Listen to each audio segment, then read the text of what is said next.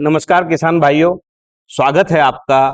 क्या आपको पता है, मक्का सिर्फ एक फसल नहीं, मक्का से किसान अपनी कमाई कर सकता है, पशुपालन में उसका लाभ ले सकता है, इसके अलावा उद्योग में, इसके अलावा ऊर्जा के क्षेत्र में मक्का का जो महत्व है वो बढ़ता जा रहा है। आज का एक बड़ा सवाल है, सवाल यह है, क्या किसान उतनी ही लागत में अपनी पैदावार को बढ़ा सकता है क्या? मैं शरद तोमर, BASF कंपनी से, और मेरे साथ हैं डॉक्टर विजय पराडकर जी। आपका नमस्कार सर। आपसे एक प्रश्न है, जैसा कि मैं आपके बारे में जानता हूं, आप यहाँ एग्रीकल्चर विभाग में पदस्थ हैं, तो आपका जो कार्यकाल रहा है, वो कार्यकाल जितना मुझे पता है कि 20-25 वर्षों से आप इसी क्षेत्र में हैं। क्या आप डिटेल में आपके कार्यकाल के बारे में हमें जानकारी देना चाहेंगे? निश्चित रूप से आज हम मक्का की बात करने जा रहे हैं। तो मैं जवाहरलाल नेहरू कृषि विश्वविद्यालय जो कि जबलपुर में स्थित है जी। तो वहाँ से मेरी पोस्टिंग हुई। उसके बाद मेरा ट्रांसफ़र कृषि अनुसंधान केंद्र जो आंचलिक कृषि अनुसंधान केंद्र है छिंदवाड़ा, यहाँ हो गया। तो ये कहे कि मक्का अनुसंधान परियोजना में मेरी पोस्टिंग हुई। मैं 1987 में यहाँ आया हूँ जी। और 87 के बाद हम ये कह सकते हैं कि उन्हें 3 किस्में इस विश्वविद्यालय को या राष्ट्र को दी, जो चंदन 1, चंदन 2 और चंदन 3 के नाम से ख्यात हुई। तो मैं लगातार तब से काम करता हूँ, करता आया हूँ।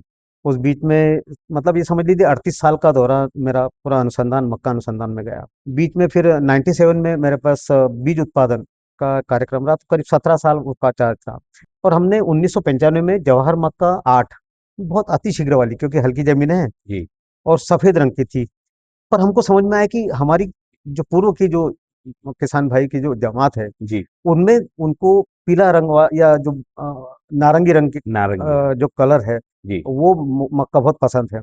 तो हमने 2002 में जवाहर मक्का 216 निकाली जी। और वो बहुत पॉपुलर हुई और इतनी पॉपुलर हुई कि लगभग बहुत सारा 26% का क्षेत्र, उस समय संकर का थोड़ा कुछ कम प्रभाव था, जी। तो 26% मतलब के करीब-करीब हमारे जवाहर मक्का 216 ने कवर किया। 216 के बाद मुझे एसोसिएट डायरेक्टर रिसर्च की पोजीशन मिली। जी।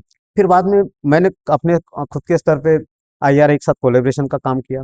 तो ये मेरा मतलब एक शॉर्ट वो था और 2019 के बाद में मेरे को कॉलेज ऑफ हॉर्टिकल्चर खोलने के कारण से डीन का चार्ज लिया और मैंने करीब 6 साल अपना दायित्व निभाया। जी। और 2024 में जून में मैं रिटायर हूँ जी। और सेवाएँ मैं दे रहा हूँ। तो मैं कहना चाहता हूँ कि कहना चाहिए नौकरी से निवृत्ति हो सकती है, पर जी। काम से निवृत्ति नहीं होना चाहिए। इसलिए आपके सामने हूँ और हम किसान भाई के काम में आ सकते हैं, इसकी कामना करता हूँ। बहुत उम्दा सोच है डॉक्टर साहब आपकी। और जैसा कि मैंने सुना है हाँ, कि आपने 11 नई प्रजातियां निकाली हैं हाँ, और मक्का के लिए इस शहर को हाँ, भारत लेवल पर आपने पॉपुलराइज किया है, सही बात। जिसका नाम कौन सिटी रखा, हाँ, उसके बारे में थोड़ा सा आप बताएं। बिल्कुल अच्छी बात की आपने और उसी कारण से हमारा छिंदवाड़ा जिला कॉर्न सिटी कहलाया और पूरे देश में नहीं, विदेश मतलब इंटरनेशनल लेवल पे ये ख्याति मिली कि हमारा जो छिंदवाड़ा जो जिला है, जी। कॉर्न सिटी है। और देखिए, कॉर्न सिटी कहने से टाइटल तो दे दिया, जी। पर सबसे बड़ी खुशी की बात ये है कि हमारे जिले के लोगों ने भी वो ये जो हमने उनको उम्मीद जताई थी कॉर्न सिटी की, वो जी। बना के रखी है। जी। और उसका एक उदाहरण मैं आपको देना चाहता हूँ कि छिंदवाड़ा जिला एरिया प्रोडक्शन और प्रोडक्टिविटी में देश में सबसे नंबर 1 पे है। और निश्चित रूप से इसका फायदा छिंदवाड़ा जिले को तो अनुसंधान का फायदा है। जी। हम तो मतलब एक निमित्त मात्र रहते हैं। आप बराबर। भी अपनी कंपनी के लिए काम कर रहे हैं, मैं भी अपनी संस्था के लिए काम कर रहा था। परंतु ये जो इसका जो प्रभाव है अनुसंधान का, बहुत मजेदार बात है कि सिवनी और बैतूल जिला जो है, जी। ये बहुत आगे बढ़ा। छिंदवाड़ा तो है ही, पर ये बड़ा भाई है छिंदवाड़ा, इसके साथ में 2 छोटे भाई है, ये भी उनके साथ में है। और मैं कहना चाहता हूँ आपको एक गर्व के लिए बताना जी। चाह रहा हूँ जी। कि जितना भी प्रोडक्शन हमारा हो रहा है मध्य प्रदेश में, जी। उसके 50% की हिस्सेदारी एरिया की छिंदवाड़ा, बैतूल और सिवनी सिवनी। की है। जी। तो ये जो हमने जो टाइटल दिया था जी। 2018 में जी। और 2019 में भी कान फेस्टिवल लगातार हुआ, जी।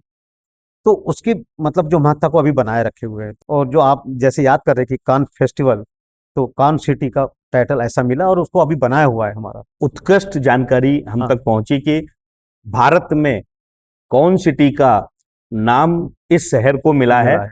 और इसकी विवेचना 2018 में आपके द्वारा की हाँ। गई। डॉक्टर साहब, मैं जानना चाहूंगा एक बहुत बड़े सवाल के साथ। वो सवाल ये है कि मक्का का महत्व विश्व में राइट। कैसा बढ़ा है और पिछले 10 सालों में मक्का का महत्व विश्व में किस दृष्टिकोण में जा रहा है? देखिए, मैं दो चीजें करना चाहता हूँ, क्योंकि मक्का ने दो फसलों को सरपास किया है, क्योंकि मतलब कहना चाहिए वैश्विक दृष्टि से बहुत आगे थे। जी पहले धान और दूसरा गेहूं। धान का जो उत्पत्ति स्थान है वो भारत है, जी निश्चित रूप से।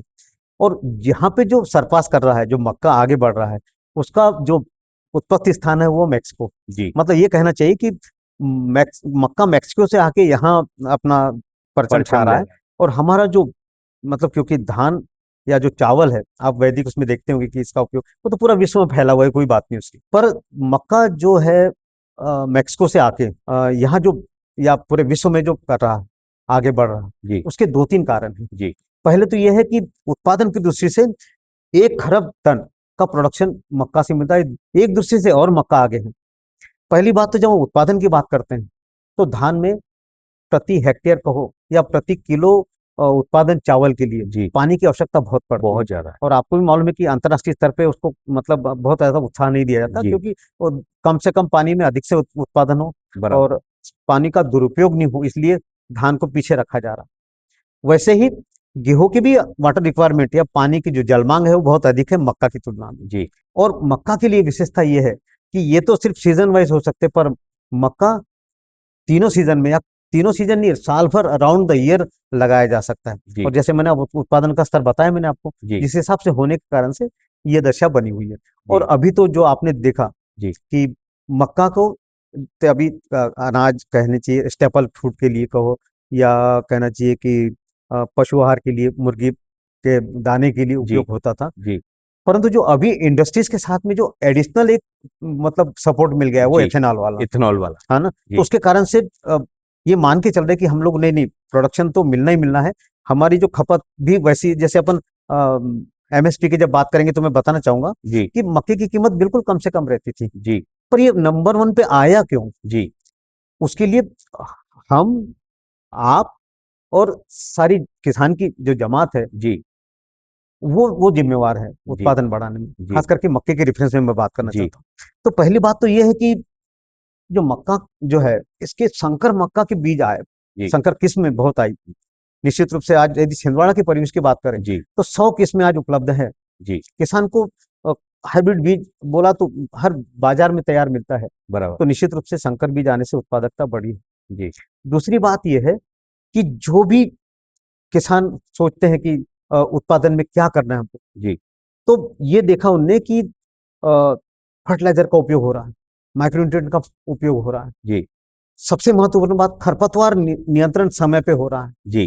पहले निंदाई गुड़ाई होती थी, बराबर। उसके बाद में फिर प्री इमरजेंस आए, पोस्ट इमरजेंस आए। जी तो खरपतवार के दृष्टिकोण से देखें तो समय पे निंदा नियंत्रण होना, मतलब प्रबंधन, बहुत नियंत्रण नहीं आवश्यक बोलेंगे, है। प्रबंधन होना। खरपतवार प्रबंधन होने लगा। जी वैसे दो जोड़ीदार इसके जो फसल को जो नुकसान करते हैं, जी। एक कीट और व्याधि। ब्यादी। कीट का भी प्रबंधन किसान भाई अच्छे से करने लगे, जी और बीमारियां अपने आप कम आ रही, या कई बार आती भी है तो उस पर प्रबंधन कर लेते हैं। जी उसके कारण से ये ऐसा हो रहा है। और चौथी पांचवी बात तो ये है कि इथेनॉल का जो बूम आ गया है, या उसके कारण से खपत की गारंटी हो गई है, जी उसके कारण से किसान को अपना उत्पादन करने में कोई परेशानी नहीं होती। और वो विश्वसनीयता से, अब तो आपने देखा होगा खरीफ में उत्पादन ले रहे हैं, जी। रबी में भी उस विश्वसनीयता है ही, तो हो ही जाता है। बराबर बराबर। मैं एक और आपको आंकड़ा देना चाहता हूँ कि जी जब भारतीय स्तर की बात हम करते हैं, तो 1980 के दशक में जी जो हमारा टोटल क्षेत्र था जी वो करीब 67 लाख हेक्टेयर था। जी। और उत्पादकता 3.5 से मतलब 3.5 टू 4.5 टन टन पर प्रोडक्ट। हेक्टेयर। उस समय 1.5 टू 1.8 थी, जी पर ये बढ़ के अभी जो मतलब एरिया है जी 1 करोड़ 15 लाख हो गया है। जी और उत्पादकता है 3.5 टू 4.5 टन हो गया है। और इसके पीछे मध्य प्रदेश की भी बात मैं करना चाहता हूँ, ये भी बिल्कुल पीछे नहीं है। जी मध्य जी प्रदेश भी साइमल्टेनियसली अभी आगे चल रहा है। जी और मैं कहना चाहता हूँ कि देश में मध्य प्रदेश का पहला स्थान है उत्पादन के रूप में। जी और कम से कम 15% के कंट्रीब्यूशन मक्का के उत्पादन में मध्य प्रदेश का है। जी तो जब हम 1980 की बात करते हैं, तो मध्य प्रदेश का जो क्षेत्र था जी वो 8 लाख था। जी आज 21 लाख हो गया है, और ये तो सरकारी आंकड़े बोल रहा हूँ मैं आपको। जी परंतु यदि अनऑफिशियल देखे तो मेरे को लगता है कि 25 लाख हेक्टेयर से कम हुआ कम होगा। हुआ हो। और उत्पादकता भी हमारे मतलब एमपी की आजकल साढ़े मतलब जैसे देश के लिए है ना, जी वैसे प्रांत भी हमारा बराबर चल रहा है। जी तो कहीं ना कहीं जरूर हमारे किसानों के रिसोर्सेस कम है, आर्थिक दृष्टिकोण से कमजोर पड़ जाते हैं, जी पर उत्पादकता की दृष्टि से उनकी जो मेहनत है जी उसका परिणाम है कि हम अ, वो भी छिंदवाड़ा के पीछे पीछे जो दूसरे हमारे जिले हैं जी वो भी बिल्कुल पीछे लगे हुए हैं बराबर। और रिकॉर्ड उत्पादन करने की दशा में लगे। आपने वैश्विक परिदृश्य को बहुत अच्छे से हाँ। हमें यहाँ पर जानकारी दी। हम्म, मैं थोड़ा सा और जिज्ञासु हो रहा हूँ। हम्म, विश्व पटल पर पिछले 10 वर्षों की महत्वता आपने बताई। हाँ हाँ। भारत लेवल पर मक्का की क्या महत्वता है बिल्कुल और बिल्कुल। भारत में इसकी मांग मान क्यों बढ़ती जा रही है? बिल्कुल। तो पहली बात तो ये मान के चलते हम कि हम अपने भारत की परिवेश में बात करते हैं, तो जो उत्पादन जो है हमारा वो जो है 3.5 टू 4.5 टन खरीफ का है। जी हमने जो जो दूसरे जो देशों की बात में जब करूंगा ना, जी तो उसमें ऐसा कोई, क्योंकि खरीफ में हमारे अलग आता है, रबी में हमारे यहाँ और बढ़ जाता है, बढ़ पर जाता है। वहां पे एक ही पैटर्न मिलेगा आपको। हाँ तो हम ये हमको ऐसा लग रहा है कि हम बहुत पीछे हैं, जी पर उसके नहीं मतलब उसके अब प्रगति कर सकते हैं ऐसा भी मैं मानता हूँ। जी तो कहना चाहिए भारत का स्तर मतलब थोड़ा कम समझ में आता। जी पर यदि हम उसी फसल को वही किसान वही किस्म लेके यदि हम रबी में जाते हैं जी तो हमारे 8 से 9 टन की उत्पादकता हमें मिलती है ले पर सकते हैं। हेक्टेयर। जी अब दूसरे नंबर पे यदि हम आते तो चाइना है, जी वो 6 से 7 टन पर हेक्टेयर दे रहा है। जी ब्राजील तो 7 से 8 है। जी और अमेरिका की बात करें तो 10 से 12 टन पर हेक्टेयर है। Per hectare. पर हम इसमें अपने आप को कमजोर नहीं मानते, जी क्योंकि उनकी जो फसल की अवधि बहुत लंबी है। जी और हम तो 90 से 110 दिन 100 दिन में 4.5 टन दे रहे जी हैं, एवरेज है हमारा। जी जब यदि हम अच्छे किसान को यदि हमारा सक्षम किसान यदि सामने खड़े आ जाए ना, जी तो 5 टन के पर हेक्टेयर की तब दे जाता है। जी जी पर मैं कहना चाहता हूँ कि यदि ये इसके साथ यदि पर डे की प्रोडक्टिविटी हम देखते हैं, जी तो मध्य प्रदेश में जो पर डे जो जब हम कहते हैं हार्वेस्ट इंडेक्स निकालते हैं, जी तो इन सबकी तुलना में हमारा इंडिया सबसे ऊपर रहेगा। ये मैं शानदार आपको विश्वास दिलाता हूँ। शानदार शानदार। डॉक्टर साहब, मैं मेरे प्रश्न को थोड़ा सा इस दृष्टिकोण से पूछना चाहूंगा कि हम्म, अभी भारत में विगत कई वर्षों से हम्म, पोल्ट्री फीड में मक्का का ज्यादा खपत थी। क्या बताते हैं। अब किसानों का रुझान क्यों बढ़ता जा रहा है भारत में कि वो हम्म, पोल्ट्री फीड के अलावा और किन किन क्षेत्रों में बिल्कुल। मक्का का उपयोगिता भारत में आ गई है? मैं मतलब ऐसे में तो मैं आपको समझ लीजिए एक एक घंटे का भी मतलब पूरा प्रवचन हो सकता है इसमें। जी परंतु मैं मुख्य बिंदु दो तीन है उसकी बात करूंगा। जी तो पहली बात तो ये है कि मक्का जो है एक औद्योगिक फसल है। जी अभी तो इथेनॉल एक बाद में जुड़ गया है, पर उसके पहले भी 1,000 प्रोडक्ट जी मक्का से निकलते थे, वाह। और 300 प्रोडक्ट बहुत बड़े रूप में निकलते थे। जी पर मैं आपसे कहना चाहता हूँ कि मक्का फसल अपने आप में छोटी छोटी फसलों के का एक ग्रुप है। जी जैसे यूएसए कहलाते हैं ना, एसोसिएट होता है, वैसे मक्का की फसल में यदि हम बात करेंगे तो किसान भाई जितना अपना विचार करना चाहे या अपने उद्देश्य को अलग अलग लेके चलना चाहे, जी तो किसान तो एक फसल की जगह बहुफसली लगाते हैं। पर बराबर। मक्का में भी बहुफसली योजना बना सकते हैं। जी तो पहली बात तो ले ले, ये मक्का अनाज वाली फसल है, जी अनाज के लिए हो गया। चारे वाली है, चारे चारे के के लिए लिए कर हो गया। लीजिए। जी स्वीट कॉर्न है, मीठी मक्का जी है ना। आप सब्जी वाली मक्का है, जी बेबी कॉर्न है। बराबर। लाही वाली मक्का पॉपकॉर्न जी है ना। क्वालिटी प्रोटीन मेज, जी जिसमें गुणवत्ता वाला ट्रिप्टोफैन और लाइसिन है। जी तो ऐसे, और जैसे बायोफोर्टिफाइड मटेरियल है, जी जिसमें मैंने आपको बताया कि बैगनी रंग का, जिसमें जिंक और आयरन प्लस होता है। जी तो किसान को मक्का में भी किससे हमको फायदा है, जी उस हिसाब से फसल ले, चुनाव करे और उसका वो फायदा ले। अच्छा। एक बात। दूसरा ये है कि जैसे इथेनॉल के लिए तो उपयोग हो रहा है, जी पर उसके अलावा भी ग्लूकोज है, बहुत सारे इंडस्ट्रियल प्लास्टिक है, रंग है, अपने टायर में इको फ्रेंडली होना चाहिए, उसका जो स्टार जो जाता है जी उससे पोल्यूशन को रोकने की एक विशेषता होती है। जी पर एक चीज और मैं बताना चाहता हूँ, किसान अब क्योंकि आप समझ रहे हैं कि छोटी छोटी जोत हो रही है, जी किसान को बड़े लार्ज स्केल के मतलब बंटवारे के जो है ना, टुकड़े टुकड़े होने से जी बड़ी कठिनाई होने लगी है। जी तो मक्का को मैं मतलब इको फ्रेंडली बोलते हैं ना, तो मैं तो कहना चाहता हूँ मक्का जो है ना वो किसान का दोस्त है। दोस्त है। हाँ, वो उसके इसलिए दोस्त है कि मक्का एक तो साल भर लगा सकते हैं आप, जी ये बहुत सारी फसलें लगाई वो लगा सकते हैं आप। जी मक्का आप खरीफ में लगा सकते हैं, जी मक्का आप रबी में लगा सकते हैं, जी मक्का आप जायद में लगा सकते हैं। जी और मैं तो कोई डेट भी छोड़ दीजिए, साल भर लगाइए, आपको कभी भी घाटा नहीं होगा, उत्पादन देगा ही देगा। अवधि के बारे में बताना चाहता हूँ। जी यदि मक्का लगाया आपने, हमको हमारे पास 30-35 दिन के बाद पानी की व्यवस्था नहीं, आप चारे में काट लीजिए, कोई नुकसान नहीं। बहुत बढ़िया। पर दूसरे हरा चारा नहीं काट सकते आप। जी उसमें जैसे ज्वार ले ले, उसी उसी का जोड़ीदार, जी उसमें एससीएन होता है। जी अब बिफोर फ्लावरिंग आप हार्वेस्ट नहीं कर सकते, मतलब 35 दिन में सूखा नहीं आप, जी कोई बात नहीं, 35 दिन में चारा दे दिया। 50 से 60 दिन की फसल हो गई, आगे नहीं बढ़ा सकते तो बेबीकॉर्न में उपयोग कर लीजिए आप। बराबर सब्जी का रूप, जो कि 200 रुपये पर केजी का रेट मिलता है। बराबर और हरा चारा है, चाहे उसका साइलेज बना लीजिए, आप हे बना लीजिए, और नहीं तो रोटावेटर चला के इन सीटू मिक्स कर देंगे, मिक्स कर तो देंगे। जमीन की उर्वरा शक्ति बढ़ा लिया आप। और 20 दिन का चांस देता हूँ मैं आपको, जी 75 दिन के 80 तो आप स्वीटकॉर्न का उपयोग कर लीजिए। जी 90 दिन में आप हरी भुट्टा, जो होता है ना सेक के खाने, सादी बाजार वाली में भुट्टा सेक के होती है, खाते हैं। जी सेक के खाते हैं। अनाज वाली में मक्का भी मैं एक आपको सुधार करना चाहता हूँ, जो हमने अनुसंधान किए हैं। जी इसमें यदि हमने फिजियोलॉजिकल मेच्योरिटी हार्वेस्ट कर लिया, जी जिसको पौध कार्य की अवस्था बोलते हैं, जी तो उसमें क्या होता है, आजकल जितनी भी वैरायटी है, हर जी वैज्ञानिक ने ऐसा करके रखा है, और वो कैरेक्टर मिल रहा है मक्का की किस्म में। जी किसान भाई को उसका ज्ञान रहता नहीं रहता, वो अलग बात है। जी पर जिनको हमने सिखाया है, उनने उस ट्रिक को समझ लिया है और वो अपना रहे हैं। जी फिजियोलॉजिकल मेच्योरिटी का मतलब होता है कि भुट्टा तो आपको ब्राउन सूख जाएगा, जी दाने उसमें कड़े आ गए, जी पर पौधा हरा रहेगा। बराबर। और किसान भाइयों की मानसिकता ये है कि जब तक वो पौधा नहीं सूख जाए, भुट्टा तो तब सूखा है तक उसके भुट्टा ध्यान नहीं, तोड़ते नहीं। नहीं तोड़ते, और जी पेड़ पेड़ सूख जाए, फिर जी भुट्टा लटक जाएगा।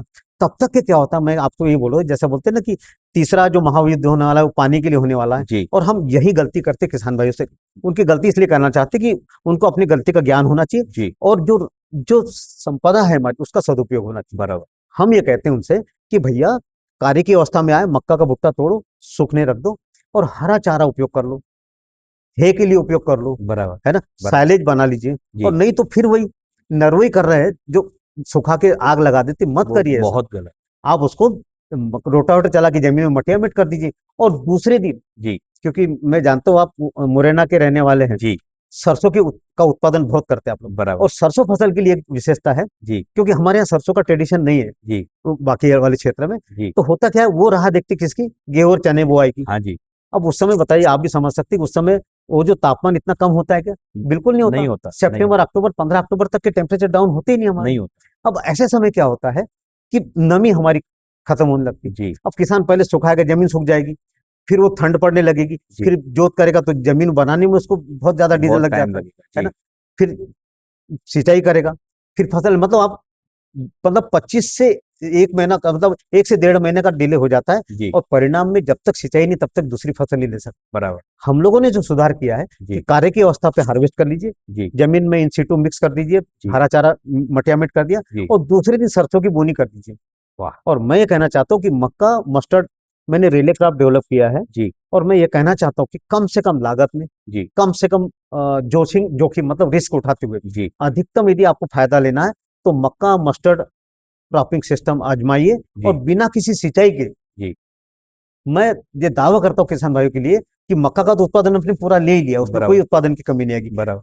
सरसों की फसल लेके जी गेहूं से ज्यादा पैसा आप प्राप्त कर सकते हैं। तो एक और बात बताना चाहता हूँ, ये तो मैंने रिले की बता दी आपको, जी या क्रॉपिंग सीक्वेंस की बात करें। जी अंतर्वर्ती फसल में इतनी मक्का सुटेबिलिटी है जी कि मैंने अपने अनुसंधान में मक्का की फसल, जैसे हमारा 1 एकड़ है, जी मैं बिल्कुल चैलेंज करता हूं, मैं कहना चाहता हूं कि 1 एकड़ का उपयोग आप करिए। जी पर मेरी सलाह मानते हैं तो आप 1 एकड़ का उपयोग नहीं कर रहे हैं, हम 1.5 एकड़ का उपयोग करना चाहते हैं, और उत्पादन आपको 1 एकड़ में 1.5 एकड़ के 1.5 एकड़ का बराबर का ले सकते उत्पादन हैं। मिलेगा। जी उसको करना क्या है, मक्का का जो स्पेसिंग होता है ना, जो कतार से कतार का अंतर हम जी फिक्स रखते हैं, 75 सेंटीमीटर, जी 2.5 फीट कतार से कतार का अंतर होना चाहिए। जी और बीच में जो स्पेस है, जी वो अंतर्वर्ती फसल के लिए छोड़ देते हैं। बराबर। इसका मतलब 100% हमारा मक्का, और जो अंतर्वर्ती फसल है, जो सेकंड क्रॉप है, जी उसमें मैं नाम गिनाऊंगा, आप भूल भी जाएंगे बाद में, पर जी मैं आपको याद दिलाता रहूंगा। जी तो हमारे किसान भाई यदि सोचे तो 30 से 40 फसलें हैं ले मक्का के, सकते हैं उसके मक्का साथ के बीच में ले सकते हैं, और 1.5 एकड़ का पैदावार पैदावार ले सकते किसान ले सकते हैं। तो मैं पहले खरीफ से बात शुरू करूंगा हैं। आपको। जी खरीफ मौसम में मक्का हमने लगाई, और मूंग है, उड़द है, सोयाबीन है, मूंगफली है, ग्वार है, बरबटी है ना, सभी दाल वाली करेला, फसल। ककड़ी, है ना, कद्दू, शिमला मिर्च, मिर्च, बैंगन, टमाटर, उस बीच में लगाइए आप। और गारंटेड उत्पादन लीजिए, आपको मक्का के उत्पादन पे कोई प्रभाव नहीं पड़ेगा। वो तो 100% मिलेगा ही मिलेगा। मिलेगा ही मिलेगा। बोनस में आपको, क्योंकि पॉपुलेशन हमारी 50% हो जाती है, जी इसलिए 50% का मतलब नहीं, थोड़ी शेडेड दिक्कत आती है तो 40%, मतलब 1 एकड़ में 140% आपको इनकम पैदावार मिलेगी। ले सकते ये तो हैं। खरीफ की बात बताई मैंने। जी रबी में यदि हम जाते हैं जी तो पालक, धनिया, है ना, और मेथी, ये हरी सब्जियों के रूप में उपयोग कर सकते बेल वर्गीय फसलें। हैं, मतलब पत्ता पत्ता वाली, बराबर। है ना। और उसमें पूरा फोलियज रहता, वजन पत्ती का ही रहता, पूरा जी बायोमास रहता उसमें। जी उसमें क्या होता है, यदि मक्का के बीच में आपने ली है जी तो चाहे मेथी ले ले, चाहे पालक ले ले या धनिया, इसमें फ्लावरिंग लेट आती है। बराबर। आपने देखा होगा मार्केट में, जब भी हम सब्जी लेने जाते हैं तो कोई भी फूल वाली सब्जी नहीं खरीद नहीं पाता, खरीद मेथी भी पाता। नहीं लेता, पालक भी नहीं लेता, और धनिया तो लेता ही नहीं। बराबर। तो होता क्या है, जब शेड आता है तो इसकी ग्रोथ अच्छी हो जाती है, पालक, मेथी और धनिया की, जी पर फूल लेट आते हैं। अच्छा। तो इसका मतलब हमने 350 क्विंटल पर हेक्टेयर जी पालक का उत्पादन लिया है। अब 350 क्विंटल, आप समझ लीजिए, जो भी रेट लगा लीजिए, मैं कुछ नहीं बराबर कहना चाहूंगा। बराबर बराबर। ये तो हमारी पत्ते भाजी वाली बात। जी पर उसके साथ में हम मटर है, प्याज है, यहाँ की मक्का और आलू का अंतर्वर्ती फसल तो बहुत ही बेनिफिशियरी। जी यहाँ तक कि गेहूं, मक्का में हमने गेहूं की अंतर्वर्ती फसल लिया। जी प्याज तो बहुत ही बढ़िया होता है, जी और आपको शेड इफेक्ट भी नहीं आता। आपका मक्का का 1.5 गुना उत्पादन मिलेगा, और जो आपकी अंतर्वर्ती फसल है, जो भी जी सेकंड क्रॉप है, जी उसकी आधी 50% तो मिलना ही मिलना है। अब हम जायद की बात करते हैं, जी तो जायद में सबसे ज्यादा रेट जो है ना, फूलों के आते हैं। जी मक्का लगाइए आप 10 फरवरी के आसपास, क्योंकि जी टेम्परेचर डाउन रहता, तो अप्रोप्रिएट जो डेटा स्विंग है वो फरवरी का पहला हफ्ता है। जी मक्का के साथ में आप अ, गेलाडिया है, क्राइसेंथेमम है, डार्क फ्लावर है, पेपर फ्लावर है, आपका छोटा गेंदा, बड़ा गेंदा है, जी इवन ग्लाडुलाई जो है। जी और यदि हो सके तो आप स्वीटकॉर्न ले लीजिए, बराबर। स्वीटकॉर्न का भी उत्पादन मिलेगा, और ये कट फ्लावर का, और इसमें भी एक विशेषता है, यदि हम अंतर्वर्ती फसल में यदि फूल की खेती करते हैं, जी तो जो फूल का जो ताजापन है बहुत लंबे समय तक का रहता है। अच्छा। तो इसका मतलब ये हुआ कि आप साल भर लगा सकते हैं, और जी अंतर्वर्ती फसल के साथ ले सकते मैं जानना चाह रहा था डॉक्टर साहब कि अभी ज्वलंत प्रश्न सबके सामने था, हैं। यूएसए और ईरान का वार, हाँ, और उसकी वजह से पेट्रोकेमिकल राइट। बहुत मतलब कम होते जा रहे हैं। हम्म, अभी रिसेंटली मोदी जी ने भी आह्वान किया कि हम्म, आप कम पेट्रोल डीजल का इस्तेमाल कीजिए। हाँ हाँ हाँ, तो मक्का का, इथेनॉल का आपने जिक्र किया था, बिल्कुल बिल्कुल तो बिल्कुल। इथेनॉल का उपयोग पिछले वर्षों में और अभी ठीक। भारत सरकार ने कितना बढ़ाया है? हाँ, तो आपने देखना कि 22-23 में तो बड़े मुश्किल से 8 लाख टन था। जी ये 23-24 में ये करीब 1 करोड़ 12 लाख करीब टन के करीब हो गया है। जी तो इतना, और इसका मतलब ये है कि आज यदि इथेनॉल बन रहा है, जी तो 40% इथेनॉल मक्का से जा रहा है, ब्लेंडिंग के लिए। ब्लेंड के लिए। जी और ये मान के चलिए कि 25 से 30% का कंट्रीब्यूशन, क्योंकि आप समझ रहे हैं, आपने बिल्कुल मार्मिक प्रश्न उठाया है, क्योंकि जी आज की जो वैश्विक दशा ज्वलंत। में जो जी ज्वलन समस्या है, तो हम अभी आपने हमारे या जी प्रधानमंत्री जी ने भी बोला ये बात को, जी कि अभी हमारा किसान जो अन्नदाता नहीं, जी अब ऊर्जा दाता भी है। बराबर। मतलब अब उनका कहना यह है कि अब डीजल पेट्रोल उगेंगे किसानों के खेत से। इसका मतलब ये मान के चलिए आप कि यदि किसान अनाज के साथ साथ यदि अन्नदाता है, तो ऊर्जादाता भी बन गया है। तो बराबर। निश्चित रूप से अब खपत की या मार्केटिंग की कोई परेशानी नहीं रहेगी, आपको रेट अच्छा मिलना है। जी और निश्चित रूप से हमारी जो विदेशी मुद्रा जा रही थी, जी उसके कहीं ना कहीं रोक लगेगी, और जी यदि हम और आगे बढ़ते हैं, जी तो आज के समय तो हमारे लिए बड़ा अमृत तुल्य, मतलब हो गया है समय है। इथेनॉल। जी तो उसके लिए बहुत फायदे की बात है। डॉक्टर साहब, मैं अपनी चर्चा को आगे बढ़ाते हुए हम्म, आपसे पूछना चाहूंगा, आपने जिक्र किया था कि यूएसए का प्रोडक्शन 10 से 12 10 टन। से 12 टन हाँ, प्रति हेक्टेयर हेक्टेयर है, है। और चाइना का 6 से 7 टन के हाँ, आसपास है, और भारत का अभी 3 से 4 टन एवरेज प्रोडक्शन ये है, खरीफ का है। खरीफ का अब एवरेज प्रोडक्शन है।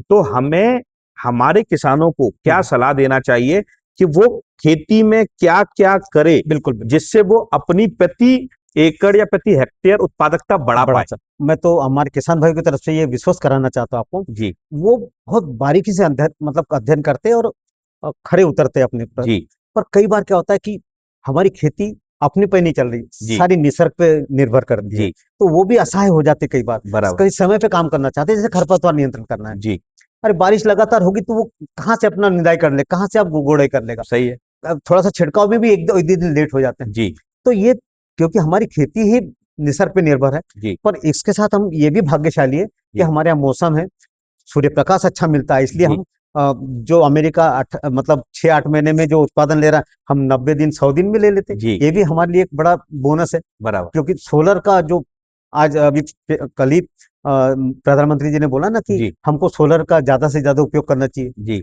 तो ये हमारे यहाँ मैं एक भाग्य से मिला हुआ है, दूसरे देशों के लिए नहीं है ये। नहीं। पर मैं कहना चाहता हूँ 4-5 पॉइंट पे आपका ध्यान आकर्षित करना चाहूंगा जी कि अ, सबसे बड़ी परेशानी कहीं कहीं कोई किसान भाई से चाहे जाने अनजाने में हो, जी या कई बार मजबूरी हो जाती है, कई बार परेशानी हो जाती है। जी जो बुआई वाली बात थी, पद्धति। पद्धति, जी तो पद्धति में हमको इसलिए ज्यादा कुछ कहने की जरूरत नहीं, क्योंकि आजकल मेज प्लांटर आ गए हैं। प्लांटर आ गए। पहले जो किसान भाई 5 गलतियां करते थे, जी कतार थोड़ा सा पास में रखते कम थे, रखते। गहराई हमारी कोई निश्चित नहीं होती थी, जी पौधे से पौधे का अंतर बराबर नहीं रख सकते थे, जी फर्टिलाइजर डालने की व्यवस्था हो नहीं पाती थी, जी क्योंकि मैन्युअली करते थे। जी पर जब से प्लांट में मतलब वो मेज आ गया है, प्लांटर आए। मेज प्लांटर आ गया है, जी तब से स्पेसिंग प्रॉपर हो गई है।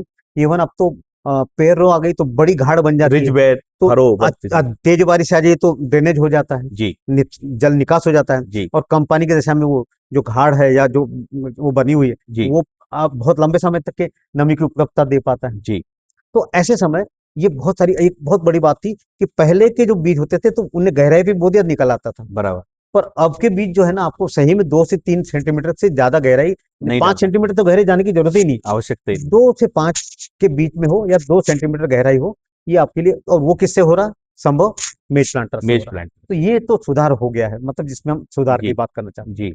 मैं कहना चाहता हूँ कि बीज भी ये अनुशंसा होती है, जी किसान भाइयों को चाहिए जी कि हमारे खेत के लिए क्या उपयुक्त है। जी भाई हल्की जमीन है तो शीघ्र पकने वाली जाति का प्रजातियां लें। अपनाए, जी मध्यम। भारी जमीन है तो मध्यम है, बहुत भारी है तो देर से पकने वाली किस्म का चुनाव करें। जी और मैं तो कहना चाहता हूँ अकेला मक्का क्यों, जहाँ पानी भरा वहां धान लगाए। तो मक्का को सबसे लग्जरियस या कहना चाहिए उसकी जो उसकी ब्यूटी जो है, वो जी पानी को बर्दाश्त नहीं कर सकता, जरा जी सा भी पानी का भरा हुआ और उत्पादन, मतलब या पौधा मर जाएगा जी या अपना सेटबैक दे देगा। जी तो जी मेरा मतलब यह है कि जो जल का निकास की व्यवस्था है, किसान भाइयों ने प्रॉपर करना चाहिए। जी दूसरी बात यह है कि जो हम लोग खाद है, खाद के लिए पहले हम मिट्टी का परीक्षण तो कर लें। जी मिट्टी का परीक्षण कर लेंगे तो हम बचत भी करेंगे जी और उत्पादन भी बढ़ाएंगे। मतलब बराबर। ऐसा मंत्र कहाँ मिल सकता है, यदि हमने मिट्टी का परीक्षण कर लिया तो कोई तत्व है उसी को डालें। जी एनपीके तीनों की जरूरत नहीं, हो सकता है हमारे पास केवल नाइट्रोजन की या आवश्यकता हो नाइट्रोजन की हो, या पोटास की पोटाश की आवश्यकता हो। आवश्यकता वो जी दे, माइक्रोन्यूट्रिएंट की जरूरत है तो दे, क्योंकि जी उससे बहुत सारी बीमारी और जो दाने में चमक आती है उसके लिए जिम्मेवार रहता है। खाद और का इंटेक बढ़ जाता है। बैलेंस यदि फर्टिलाइजर देते हैं जी तो निश्चित रूप से हम अपना खर्च बचाते। किसान भाई से मैं बताना चाहता हूँ कि अपना खर्च बताते हुए उत्पादन को बढ़ाइए। बहुत उम्दा। तीसरी बात बहुत जरूरी है, किसान भाइयों से हमारी शिकायत भी है, जी चाहे खरपतवार नियंत्रण हो या कीट हो या व्याधि हो या बीमारी, मतलब जिसको रोग जी कहते हैं, समय पे छिड़काव नहीं कर पाते। परेशानी क्या है मैं वो नहीं कहना चाहता, मैं जी विशेषज्ञ होने के नाते कहना जी चाहता हूँ कि जी भैया समय पे काम कर लीजिए ना, कार्य योजना पहले बना लीजिए। बराबर। तो मेरा आप लोगों से यही निवेदन है कि आपके माध्यम से किसान भाइयों जी से, कि कम से कम जो कार्य योजना है वो समयबद्धता से चले, जी क्योंकि आपकी मुख्य के जो मतलब कहना चाहिए इनकम रीड की जो हड्डी है वो वो फसल है। फसल है। फसल है। और फसल में भी अब मक्का ही हो गया है, एक तरफा बराबर चल रहा है। तो बराबर। कम से कम लगभग जब तक कि आपको इसका सिस्टम नहीं समझ ले, क्योंकि नाजुक फसल है, उत्पादन खूब देती है, जी परंतु थोड़ा सा भी प्लस माइनस बर्दाश्त नहीं करती। आपने क्रम दर क्रम हमें बताया कि हाँ। किसानों को कहाँ पर क्या करना चाहिए। हम्म, और आपकी शब्दावली में कई बार मैंने देखा कि किसान खरपतवार नियंत्रण सही से नहीं कर नहीं कर पाते पाते। या सही समय पर समय नहीं पे डाल नहीं। पाते। तो मैं आज के सबसे बड़े प्रश्न की तरफ आपको लेकर हाँ चलता हाँ। हूं कि क्या मक्का के किसानों को खरपतवार नियंत्रण की तरफ अच्छे से ध्यान रखने की आवश्यकता है, उसमें आपका क्या सुझाव है? बिल्कुल बिल्कुल, बहुत अच्छा सटीक प्रश्न है ये। और मेरे हिसाब से किसान भाइयों के लिए यदि इन बातों को थोड़ा सा ध्यान रख लेना तो, क्योंकि मैं बताऊं आपको, जी सबसे पहले मैं डराना चाहता हूँ जी खरपतवार के नाम से। जी यदि हमने खरपतवार प्रबंधन नहीं किया जी तो 30% से 70% का नुकसान मक्का फसल को हो जाता है।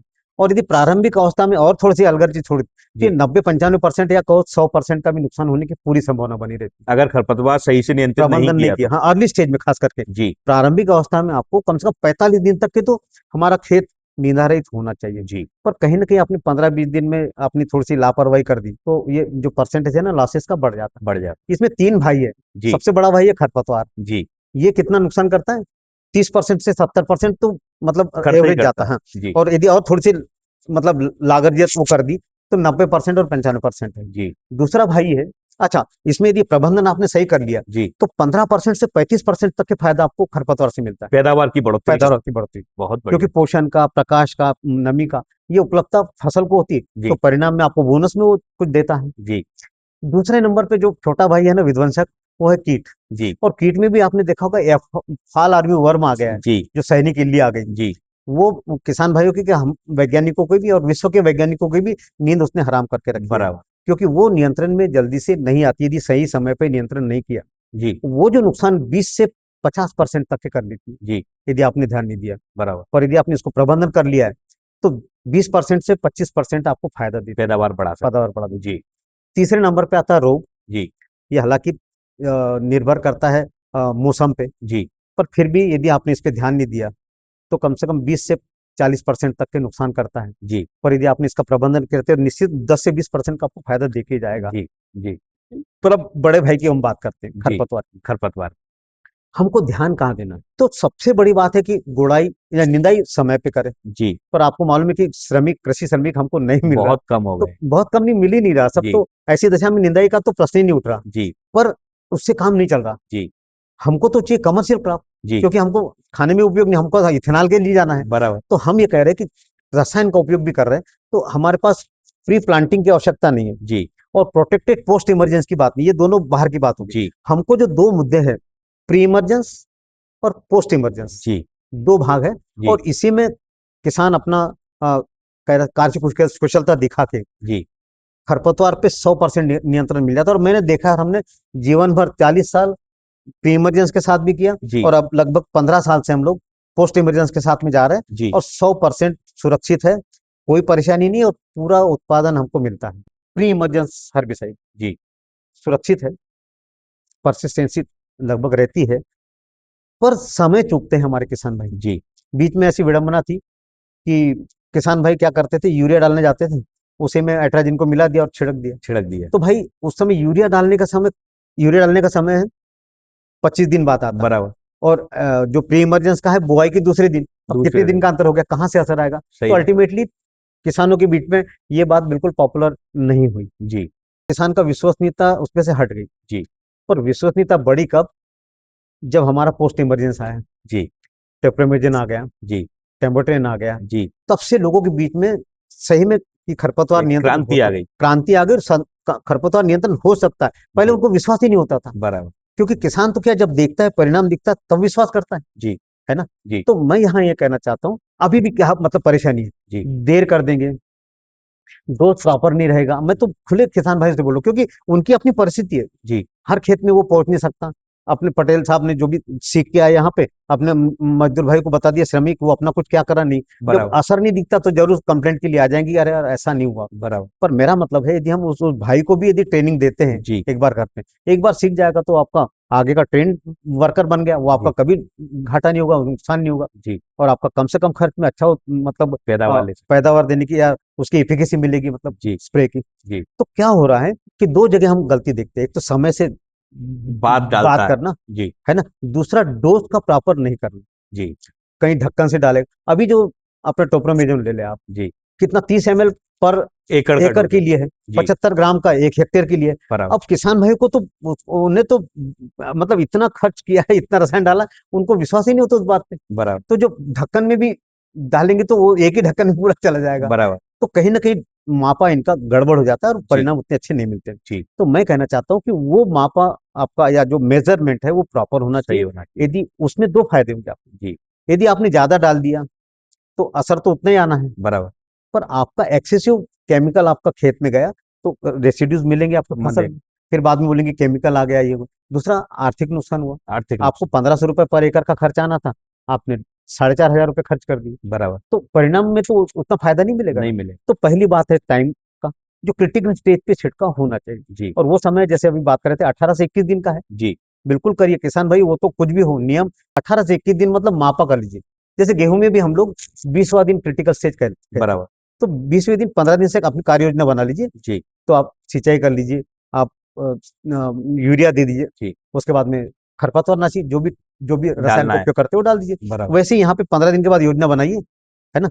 20वें दिन आपको कुछ डोज देना ही रहता है, जी और आप छिड़काव कर दीजिए। 18 दिन तो बढ़िया नियंत्रण मिल जाएगा, बराबर और मैक्सिमम एफिकेसी मिलती है। जी और टोपरामेजन में तो छोड़िए, जितनी जो रिजल्ट मिल रहा है वो 87%, 88%, 90% की एफिकेसी में। और मैं हमने जो यहाँ खेत में देखे, मतलब 95%, जी कोई गुंजाइश नहीं है, क्योंकि ब्रॉड स्पेक्ट्रम वो जो कंट्रोल मिलता है कंट्रोल मिलता है, तो निश्चित रूप से वो काम समय पे करना चाहिए। बराबर वैसनेट जो कंप्लीट है, जी वो मतलब जो फील्ड में हम लोग महसूस करते थे, वो आपने सॉल्यूशन ले आए हैं। और जी मेरे हिसाब से ये बहुत अच्छा मतलब कहना चाहिए किसान वो भाइयों के लिए उपयोग करने के लिए एक साधन आसान अच्छा हो गया है आसान हो जाएगा। क्योंकि यदि हमने ये जो परेशानियों से बचने के लिए, अब इसमें ज्यादा सोचना नहीं, जो आपका घोल है, जैसे आपने आपका शायद डोज है ना 1 लीटर 1 एकड़ एकड़ के में लिए, है ना। जी तो जो भी 150 से 200 लीटर मतलब पानी लीटर लगना है, उसमें आपको घोल बना देना है। और यदि आपके 10 लीटर का है, तो आपने 50 ml डाल दिया, तो आपका छिड़काव करते जाइए और आगे बढ़ते जाइए, बराबर है कि नहीं। तो बराबर वो तो ठीक है, पर जब तक कि हम इसको समझेंगे नहीं, जी सीरियसली नहीं लेंगे, जी तब तक इसका असर, मतलब एक बात है कि इनके लिए तो ठीक है, जो बहुत प्रिसाइज हो जाता है, वो पहली वाली बात नहीं। जी आज थोड़ा क्रूड मेथड में भी आगे पीछे हो जाएगा, पर आपका डोज अच्छा चला जाएगा, मैं विश्वास दिलाता हूँ।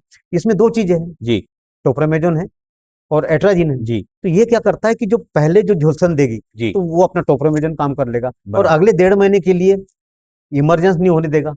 तो आपको 45 दिन तक के, निश्चित रूप से 50 दिन तक के फील्ड बिल्कुल क्लीन रहेगा। जी और आगे जाके क्या होता है कि ओवरलैपिंग होने से जी शेड आ जाती है, जी तो वैसे भी खरपतवार बढ़ने को मौका नहीं मिलता, तो आपका पूरा सीजन जी मतलब फ्री वीड हो जाता है, वीट फ्री रहता है वीड फ्री रहेगा। और स्पेशली शुरुआत का जो क्रिटिकल पीरियड है क्रिटिकल फिर वो निकल गया बराबर। जी पर ध्यान आपको यही रखना है किसान भाई को, कि 18वें दिन बोला है तो 18वें दिन छिड़काव हो होना जाना चाहिए चाहिए। क्या इनको अगर आसान शब्दों में बोले किसान को कि 20 दिन से पहले हाँ, पहले वो 20 दिन डाल के ले पहले हो जाए। जी उसका कारण ये है कि यदि हम 18 15 18 20 दिन की जो बात कर रहे हैं, उसमें जितने वीड्स निकलना है निकल आते हैं। जी उसके बाद में फिर क्योंकि सेकंड फ्लश आने में टाइम रहता है, जी तो ये निकल गए। और इसी समय यदि इस एक एक दिन से 18 दिन तक के जो कोई वीड्स निकला है, तो वो बराबर बिल्कुल लश्चर होता है, उसमें मुलायम होता है मुलायम रहता है। जी तो बहुत जल्दी से रसायन को वो एब्जॉर्ब करेगा, और डिकाई हो जाएगा या मर जाएगा वो, जी या कंट्रोल हो जाएगा। जी जैसे जैसे किसान भाई डिले होते हैं, लेट होते हैं, जी खरपतवार में कड़ापन आने लगता है। बराबर तो फिर वो ग्रोथ तो उसकी स्टंटेड हो जाएगी या जी रुक जाएगी, पर जी मरता नहीं वो। बराबर और फिर बाद में आगे लाइफ साइकिल बनाने के लिए तैयार हो जाएगा। बराबर इसलिए जो आप बोले ना कि 20 दिन के पहले समापन कर लो, बराबर तो वो मंत्र देना बहुत जरूरी है। आपसे मैं पूछना चाहूंगा कि खरपतवार नियंत्रण का हमारे इस क्षेत्र का जो एक ज्वलंत समस्या है वो है एक तो कॉमलीना प्रजातियां कॉमलीना में कॉमलीना बेंगलेंसिस बेंगलेसिस है, कॉमलीना कुमनिस कम्युनिस है, और साइनोटिस एक्सेलेरिस है। साइनोटिस एक्सेलेरिस है दूसरा रोटोबोलिया छोटो बोलिए बर्रू की समस्या और किसान की भाषा में बोलते हैं कौआ कहना कौवा का ये समस्या इस क्षेत्र में और मुझे लगता है मक्का के क्षेत्रों में काफी ज्यादा बहुत बड़ा है, समस्या है समस्या है। तो आप क्या सुझाव देना चाहेंगे किसानों के लिए कि इसके लिए किसानों को क्या करना चाहिए निश्चित रूप से मैं कहना चाह रहा हूँ कि ये तीनों वीड जो है ना, कौवा केना और ये मतलब कॉमिलाना बेंगलिसिस है, जी एक कॉमिलाना कम्युनिस है, और और साइनोटिस साइनोटिस एक्सेलिस है। तो ये तो नियंत्रण हो जाता, मैं जी इसको कुछ नहीं कहना चाहता। जी पर मेन प्रॉब्लम जो आ रही है वो रोडबोलिया की आ रही है, उसमें गुरु भरू 2 स्पीसीज मिलती जी है हमको। तो क्या होता है कि इसके लिए नियंत्रण के लिए अब 18 दिन का भी थोड़ा सा फार्मूला गड़बड़ कर दीजिए आप। जी क्योंकि हम कॉमन वीट की बात कर रहे थे, बराबर किसानों की जो हमारे पास फीडिंग आई है, जी उसके हिसाब से टोपरामाइजन के साथ में कुछ एड ऑन यूरिया करते हैं। जी और अर्ली स्टेज में यदि हमने कर दिया, जी तो निश्चित रूप से हमने भी महसूस किया कि जी बहुत सारे जगह रोडबोलिया की पॉपुलेशन कम हो जाती है। जी तो उसका कारण यही है कि शायद यूरिया हो या 19 या जो भी सप्लीमेंट हो सकता है, जी उसके डालने से शायद अंदर में जो ट्रांसलोकेशन वो फास्ट हो जाता है, जी और ट्रांसलोकेशन के साथ में आप टोप्रामाइजन भी डैमेज करता है। जी तो कहीं ना कहीं रोडबुलिया को वो डैमेज करता है, और उस पर नियंत्रण पाता है। जी तो ऐसा किया जा सकता है, पर ध्यान देना होगा, कड़े में कड़ा रोडबुलिया आपको, या जो जिस हार्डनिंग जिसमें आ जाती है, उसको नियंत्रण नहीं कर पाएगा, बड़ा ना हो बड़ा ना हो। जी अर्ली स्टेज में मैं तो करूँ 15 दिन के आसपास छिड़काव यदि करेंगे, तो हमको उधर भी नियंत्रण मिल जाएगा, और रोडबुलिया की भी अपन कुछ हद तक के नियंत्रित कर पाएंगे। जी एक और है, पर अभी क्या होता था कि ये जब से पोस्ट इमरजेंस हर्बिसाइड आए ना, जी तो लोगों ने जो डोरा है, इंटरकल्चर ऑपरेशन बिल्कुल बंद हो गए हैं। बंद कर दिया, तब से ये रोड बोलिए की समस्या, पॉपुलेशन बढ़ गई। पॉपुलेशन बढ़ गई है। जी तो निश्चित रूप से अब देखिए किसान को तो अपनाना ही पड़ेगा, क्योंकि ऐसा है कि जैसी परिस्थिति आ रही वैसा उनको एक्सेप्ट करना पड़ेगा। जी तो ठीक है, पोस्ट इमरजेंस में करे, पर उसके साथ अर्ली स्टेज को ध्यान रखना पड़ेगा। जी 12-15 दिन के 10-12 आसपास दिन में, छिड़काव हो 8 जाए, दिन में। क्योंकि खरपतवार तो कौरव के रूप में है बराबर, और पांडव के रूप में फसल है। फसल तो है। ये 5 है और वो 100 है। बराबर। तो होता क्या है, जब एक पेड़ के आजू बाजू में यदि 10 पौधे उग गए, तो इतनी सारी जड़ें उसके कंपटीशन देती है। तो ऊपर का सूर्य प्रकाश को तो छोड़ दीजिए, जी पर जो जमीन के अंदर का जो पर्यावरण है, वो ये खरपतवार बिगाड़ देते हैं। और अल्टीमेटली जो फसल है, या जो मक्का की फसल कहना चाहिए, जो जिस पौधा प्रतिस्पर्धी है, जी उसको पीछे डाल देता है। जी। और अल्टीमेटली उत्पादन में उसका असर दिखता है, और वो तब तक के किसान का हाथ से निकल चुका डॉक्टर साहब, आपने बोला कि जब से प्री इमरजेंस के अलावा है। हाँ, जो ये पोस्ट इमरजेंस टोप्रोमेजोन, सुब्रमेजान, टेम्बुटेन आए, टेम्बोटेन, तब हाँ, से एक क्रांति आ गई। क्रांति, निश्चित निश्चित उस क्रांति में किसानों से जानकारी के अभाव में गलतियां हो रही थी हो रही घोल थी। बनाने हाँ, में। स्वाभाविक है। तो तभी उसमें एक अकेला टोप्रोमेजोन की बात करते हैं हाँ, तो या टोप्रोमेजोन टेम्बोटेन, डालना है, अट्राजिन अल्ट्राजिन डालना है, डालना है। और जो आउटवाइट और या हाँ, चिपको है जो वो चिपको सीधा वो अलग। टंकी में डालना है। हाँ हाँ, तो किसान गलतियां करता था। उनको तो टेक्निकल या जो कहने चाहिए तकनीकी ज्ञान नहीं होने से जी कई बार मिसमैच भी हो जाता था कि जी क्या डाल दिया, क्योंकि और ये जो आपका केमिकल है, जी जो जो सही में मास्टर केमिकल है, जी। वो कहीं ना कहीं बाय साइड, मतलब साइड वाई हो जाता था। बराबर। तो इसलिए अपने को जो रिस्पांस है वो नहीं मिल पाते जी। थे, ऐसा था। तो डॉक्टर साहब, आपने आपकी चर्चा में बीएएसएफ के वेस्टनेट कंप्लीट को निश्चित रूप सुझाया है। अच्छा, हाँ। तो क्या कारण है जिसकी वजह से आप वेस्टनेट कंप्लीट का रिकमेंडेशन किसान भाइयों को करना चाहते हैं? इसलिए कि एक मंत्र है, मतलब ये जो केमिकल दिया है आपको 1 लीटर 1 एकड़ में डालना है, जी। बस कुछ नहीं ध्यान रखना है। तो डॉक्टर साहब, खरपतवार नाशक या वेस्टनेट कंप्लीट डालते समय किसानों को क्या क्या सावधानियां रखना चाहिए? बिल्कुल बिल्कुल, बहुत जरूरी है। दो दो चीजें ध्यान रखना है। जी एक तो जिसमें नियंत्रण कर रहे हैं फसल का, जी वहां क्या सावधानी रखना है। जी। और जब हम छिड़काव करें, तो जो छिड़काव करता है उसके लिए क्या उसके सर? लिए क्या करना है ना। जी पहली बात, जब भी हम छिड़काव करना चाहते हैं, राइट स्टेज होना चाहिए, जी राइट डोज होना चाहिए, जी राइट केमिकल का उपयोग होना चाहिए, जी पानी की भी मात्रा वैसी अनुशंसित वाली हो, जी। मिट्टी में नमी की उपलब्धता होना बहुत जरूरी है, नमी बहुत आवश्यक नमी है। बहुत जरूरी है। जी। दूसरा, जो फ्लैट फैन नोजल या जो हम अप्रोप्रिएट कट करते हैं नोजल ना, बोलते हैं। वो जो डोज अब डालते हैं, जी तो वैसे तो मतलब अब टेक्निकली ऐसा करते हैं कि पीछे चले पर संभव नहीं हो पाता। जी। पर जितना हो सके सरफेस को डिस्टर्ब बिना किए किए बगैर यदि हम आगे चलते हैं, और एक बात ध्यान रखें कि सीधे हाथ हिलाते हैं। हिलाना नहीं है। हाँ। क्योंकि कई बार अभी तक के क्या था, किसान भाई अपने कीड़े के लिए, बीमारी के लिए जो छिड़काव करते थे, पौधों को तर करने के तो वो लिए हिलाते हर साल पे, करते। उनका भी नियम था, क्योंकि कीड़े आ बराबर जाए, उसको लग जाए तो वो मर जाएगा। पर बराबर। यहाँ पर हमको जमीन को कवर करना है। जी हम मतलब पृथ्वी का जो कारपेट एरिया है, जी। उसको कवर करना है। बहुत तो बढ़िया। एक एक एक रिदम में चले, जी है ना।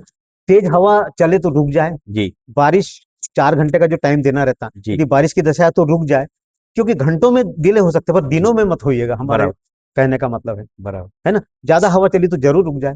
मास्क पहने, यहाँ मैं कहूंगा कि आंख पे भी अपना चश्मा लगाए, जूते पहने, जी एप्रॉन पहने। जी। और आप लोग तो वो पूरी संरक्षण सामग्री किट। सामग्री आप उनको देते थे। जी जितनी बराबर। सावधानी आप रखेंगे, बहुत बहुत। उतनी आपकी सही से छिड़काव कर पाएंगे, खरपतवार पे नियंत्रण होगा, और उत्पादन आपको परिणाम में मिलना ही मिलना है। तो ये हमारा सुझाव उनसे है, किसान भाइयों से, कि इस तो केमिकल को जरूर अपनाएं, छिड़काव की पद्धति को अपनाएं, और पूरा फायदा लें। बहुत बहुत धन्यवाद। जो हमारे बीच में एग्री एक्सपर्ट डॉक्टर विजय पराडकर जी हैं, उन्होंने हमें मक्का की खेती से जुड़े हुए बहुत ही महत्वपूर्ण और व्यवहारिक सुझाव दिए। ये व्यवहारिक सुझाव और आज के इस पॉडकास्ट में जो जानकारी डॉक्टर साहब ने दी, उस जानकारी को अगर मैं कुछ बिंदुओं में समेटना चाहूं, तो हाँ, वो बिंदुओं को मैं यहाँ पर हाईलाइट करना चाहूंगा। निश्चित। डॉक्टर साहब, जैसा कि आपने बताया कि मक्का आज एक भविष्य की फसल बन फसल चुकी है, है। इस भविष्य की फसल क्यों बन चुकी है? क्योंकि ये केवल पशुपालन या मुर्गी कुक्कुट दाने के लिए, पालन, कुक्कुट उसके पालन अलावा ऊर्जा का स्रोत स्रोत भी बन बन गई। गई है। तो ये एक कैश क्रॉप की तरफ जा रही है। हम्म, दूसरा पॉइंट जो मैं समझ पाया कि भारत में उत्पादन तो अच्छा आ रहा है, हम्म, लेकिन उतनी ही जमीन से और अच्छा उत्पादन लिया जा सकता है गुंजाइश है। अगर किसान कुछ कुछ महत्वपूर्ण बिंदु हैं जिनको ध्यान रखे। तीसरा डॉक्टर साहब आपने बताया कि हमारे भारत की उत्पादकता 3 से 4 टन प्रति हेक्टेयर है। अगर पूरे भारतवर्ष के किसान, जैसा कि हमारे क्षेत्र के किसान करते हैं, पूरे भारतवर्ष के किसान जो डॉक्टर साहब ने जानकारियां दी कि क्या क्या सावधानियां रखना चाहिए, क्या क्या अपनाना चाहिए, तो उससे मुझे लगता है कि आज की जानकारी से 1 टन या 2 टन प्रति हेक्टेयर तो पैदावार बढ़ाई जा सकती है। उपज बढ़ाने के लिए जो आपने महत्वपूर्ण बिंदु बताए डॉक्टर साहब, कि हमें अच्छे हाइब्रिड बीज का चयन करना चाहिए, हमें मिट्टी की जांच करना चाहिए कि कौन सा खाद खेत में जाए या किस खाद की आवश्यकता है। अननेसेसरी खाद ना दें, लागत कम हो जाएगी और सही खाद किसान को मिलेगा। मिट्टी की जांच के बाद कीटों का नियंत्रण, फॉल आर्मी वार्म का आपने चर्चा किया, रोगों का नियंत्रण करना आवश्यक है, और सबसे महत्वपूर्ण जो आपने बताया, खरपतवार प्रबंधन। खरपतवार प्रबंधन में जितना मैं समझ पाया, किसानों को शुरुआती अवस्था में 1-2 दिन में, 3 दिन में अगर प्री इमर्जेंस डाल सकता है तो उसे डालना चाहिए। इसके अलावा डॉक्टर साहब आपने एक बहुत ही महत्वपूर्ण जानकारी दी कि क्रिटिकल पीरियड का ध्यान रखना चाहिए, कि मक्का में शुरुआती 30 से 45 दिन तक खरपतवार और मक्का के बीच में बहुत ज्यादा प्रतिस्पर्धा होती है। तो इस प्रतिस्पर्धा को कैसे रोका जाए, तो प्री की दवाई आपने सजेस्ट की और पोस्ट की दवाई आपने सजेस्ट की।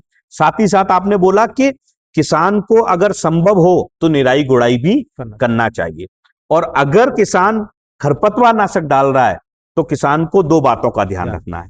पहला, किसान की सुरक्षा, दूसरा, दवाई सही से जाए।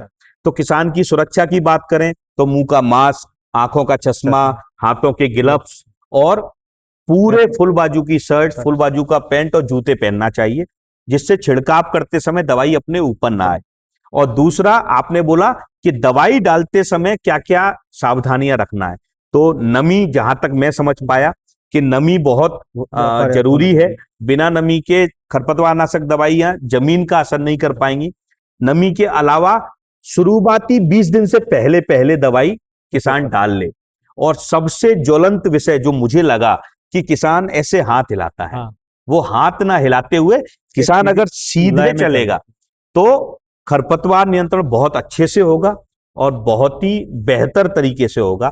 तो मैं एक बार और हमारे कृषि विशेषज्ञ डॉक्टर विजय पराडकर जी का तहे दिल से स्वागत करता हूं, धन्यवाद देता हूं। और किसानों को इतनी ज्ञानवर्धक जानकारी जो साझा की डॉक्टर साहब ने, उसके लिए मैं आपका एक बार और दिल की गहराई से अभिनंदन करता हूं। मैं किसान भाइयों से बोलना चाहूंगा, किसान भाई, आप बीएसएफ कंपनी के चैनल को सब्सक्राइब करें, आज के वीडियो को लाइक करें और शेयर करें। हम आपके साथ आएंगे किसी अन्य फसल के साथ और अन्य फसल पर अन्य समाधान के साथ। आज की चर्चा में डॉक्टर विजय पराडकर जी का दिल से धन्यवाद।